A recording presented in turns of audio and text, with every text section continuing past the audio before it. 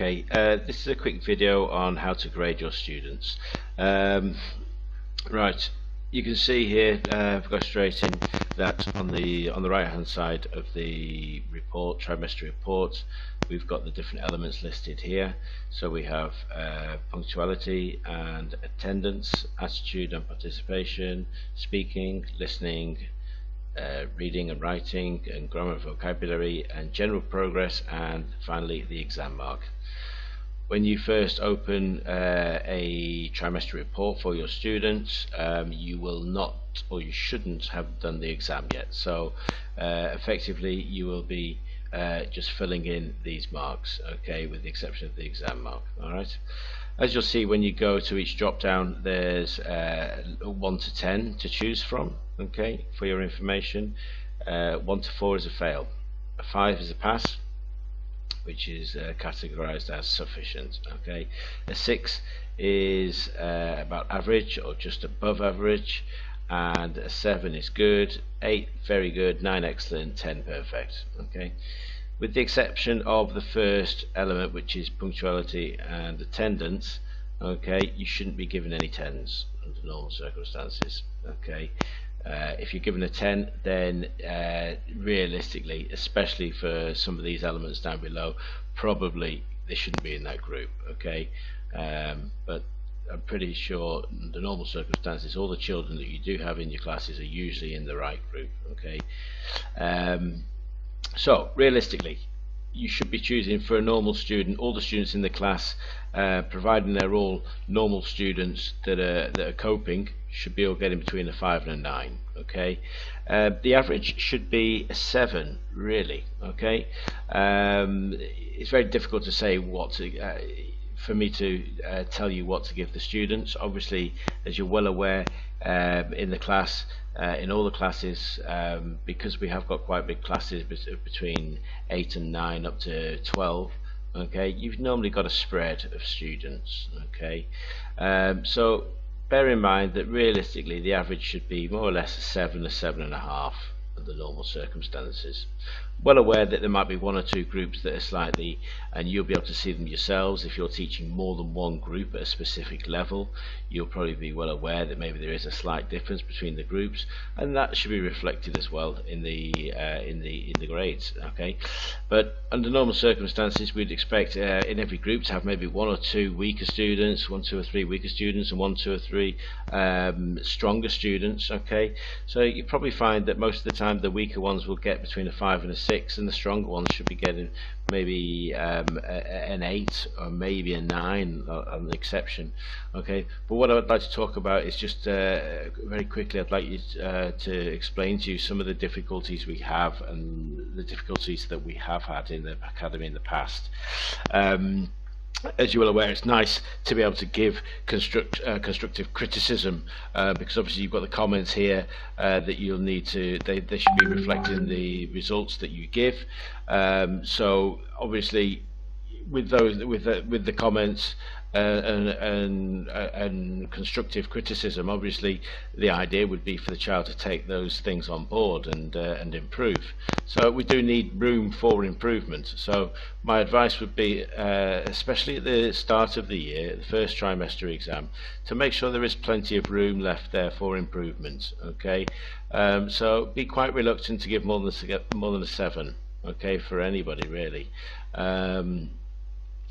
And then as the year goes on, the second trimester and the third trimester, and that you can maybe push the scores up a little bit, okay. But please be very careful, okay. If we give, one of the problems we've had in the past is if we give 8s or 9s over the whole course of the during the whole course, every trimester, we need to be careful, because obviously they're going to go up a level at the end of the year. The children will stay for a year, and for the year after they'll go up a level, and there is quite a difference between the levels, okay.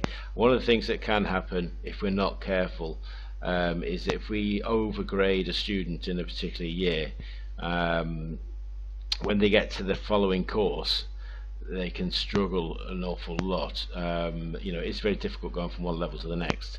And if we're giving 8s or 9s in one year, and then the following consecutive year, they're getting 5s or 6s or even less, okay, that presents a big problem. We need to explain, obviously the parents will want a reason. How can my child be really, really good last year and then this year struggling? So for that reason, we need to be a little bit careful. Okay, one of the new forms that we've introduced into the Academy this year, in the second trimester of 2018, okay, we now have a class trimester report. Okay, this is something that the teachers should, from this point onwards, fill out before they do the exams. Okay, they should have a trimester report like this in A3, okay, printed off.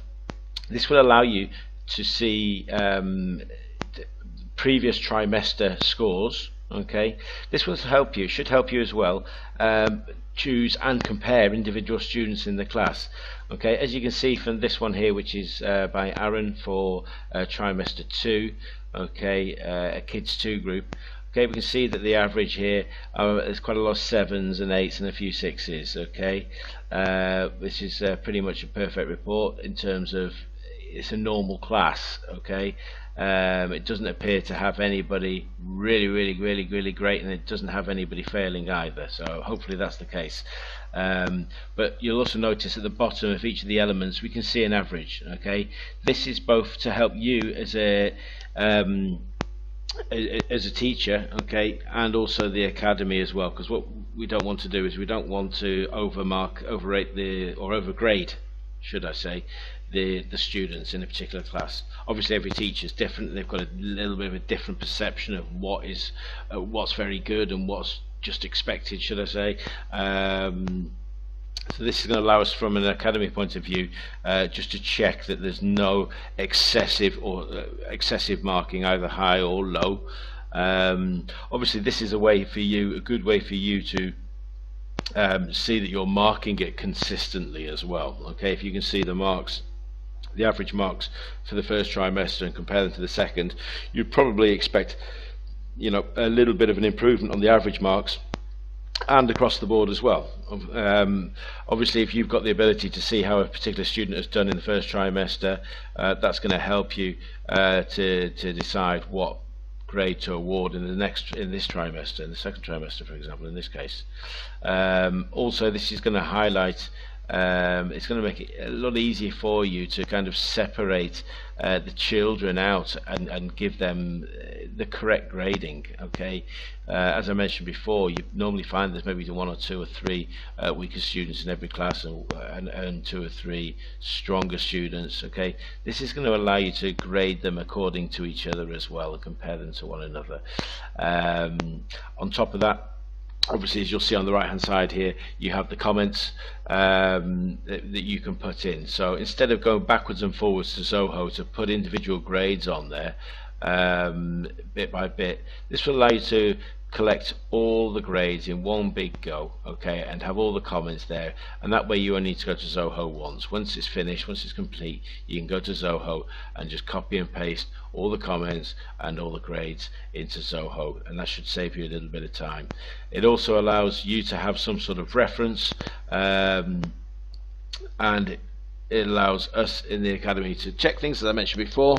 It can also be helpful as well if we have got a student with having difficulties and we need to sit down in the office. We can use this as a tool to assist us, especially when we're talking to the parents, and we can give a bit of a comparison between their child and the rest of the children. So it's quite a helpful tool, okay, in many different ways. Going back to the trimester report online, okay, I think I've more or less covered everything I would expect. Just to go over the important things, really. Certainly the first trimester should have an average between 6 and 7. I think the class averages in total should be between 6 and 7.5, 8. You should never have a class average of outside of those parameters, really, under normal circumstances. If you have, then maybe you're being a little bit mean or over generous. But realistically, if we stick to that and keep those averages there, that should allow us to be more consistent in the marking. Okay. What else is there? I think that's about it for now. Yeah, so I'll say goodbye. Thank you very much. Any questions, just ask me, okay, and then I'll maybe add any questions and answers to the end of this video in the future.